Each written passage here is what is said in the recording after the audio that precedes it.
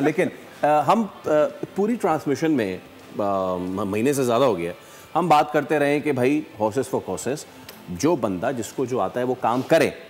लेकिन वो बात आज भी हमने देखी, ऑल दो के शादाब ने 40-42 रन किए जो कि बड़े तेज रन थे, बट अगेन वही बात है फवाद भाई, शादाब का ये रोल है नेशनल में, क्या इस तरह से हम कर सकते हैं? बिकॉज अगेन वो प्रॉपर ऑलराउंडर तो नहीं है ना, बनने की कोशिश कर रहे हैं, नहीं बन पाए। इंटरनेशनल मैचेस में जाके वो एक्सपोज भी हो जाता है। किस्मत है ये लड़के कि जिस किस्म की सूरत हाल है पाकिस्तान क्रिकेट की, मैं हारिस को ले भी लिया है ना मैंने, अफसोस ये कि कोई कीपर नजर नहीं आ रहा है। तो शादाब पे भी बोल देना फिर, आप शादाब भी आपकी टीम में। मैं शादाब को, मैं इसीलिए तो बोल रहा हूँ कि यही सिचुएशन है ना कि आपके पास ऑप्शंस नहीं है। अच्छा, मतलब ऑप्शन बराबर के भी नहीं है। एक मिनट, राइट नाउ मसला सारा ये कि मैं सारा टूर्नामेंट देख लिया, मेरी टीम में उसामा मीर है।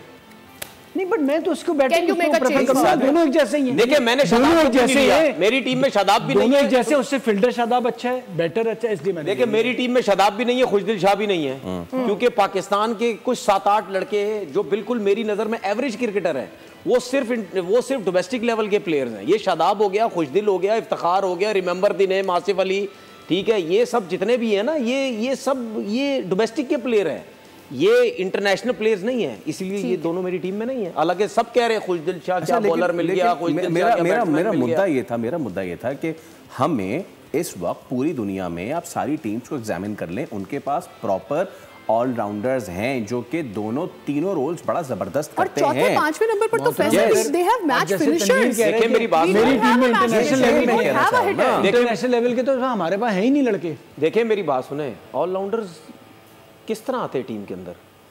ऑलराउंडर्स एक तो ग्रास रूट पे आप देखें, वहाँ से 16 में 19 में ये दो चीज़ें होती है, 16-19 यहाँ से आप देखें कौन सा बच्चा ऐसा है जो बॉलिंग भी अच्छी करता है, वो बैटिंग भी अच्छी करता है, ठीक है। वहाँ से अगर वो बच्चा बॉलिंग बैटिंग दोनों अच्छी करता है तो वो फिर अंडर 19 की तरफ ऊपर अगर आता है तो फिर आप देखें।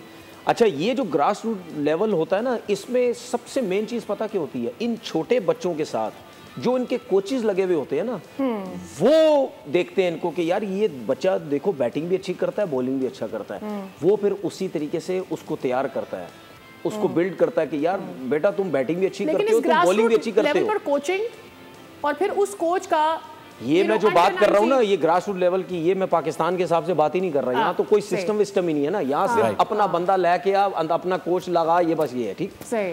तो ये तरीकेकार है, उसी तरीके से फिर बच्चा बनता चला जाता है कि यार मेरे कोच ने बोला कि तुम बैटिंग बॉलिंग सब अच्छी करते हो, और वो मेहनत भी उसी तरीके से कराता है। फिर खेलते खेलते आप जब डोमेस्टिक में स्टेप बाय स्टेप ऊपर आते हो ना, जब डोमेस्टिक सही 4 डे क्रिकेट जब आप मेन डोमेस्टिक क्रिकेट खेलते हैं, उसमें वो पक्का हुआ होता है कि यार ये बैट्समैन भी अच्छा है, बॉलर भी अच्छा है।